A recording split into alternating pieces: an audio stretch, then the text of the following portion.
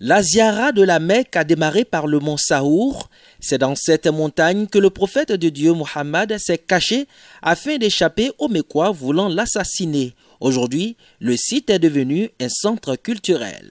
Le prophète, il était avec Abu Bakr Siddiq. Ils ont fait 3 jours dans cette colline au moins, pendant que les mécréants du Médine les poursuivaient. Ils se sont réfugiés dans cette colline. Dieu les a fait beaucoup de grâce. Et pendant ces 3 jours, c'est le fils de Abu Bakr Siddiq, Abdullah, qui les apportait à manger pendant ces 3 jours. Après Jabal Saour, cap sur le mont Arafat, qui va accueillir dans quelques jours 1 million de fidèles venus de partout à travers le monde pour accomplir le Hajj.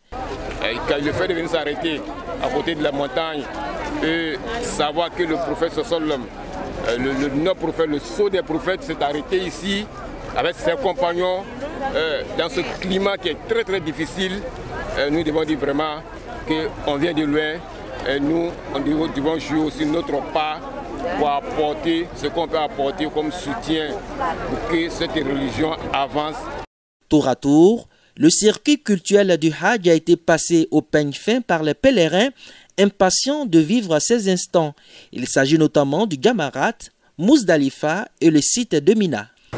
Eh bien, disons que cette visite, c'est une visite riche en enseignements. Nous avons beaucoup appris à travers cette visite. Nous avons vu la différence, en l'occurrence Arafat, où va s'effectuer même le Hajj proprement dit. Ensuite, Muzdalifa et Mina. Et comme on l'a dit, c'est une visite qui est vraiment riche en enseignements. Le prophète s'est beaucoup sacrifié pour nous, qui sommes ses fidèles. Et c'est vraiment pathétique ce que nous venons de voir. Et ça veut dire que nous qui sommes ses fidèles, nous avons beaucoup à faire. Je garde de cette visite de bons souvenirs. Vraiment, c'est des lieux merveilleux, très merveilleux.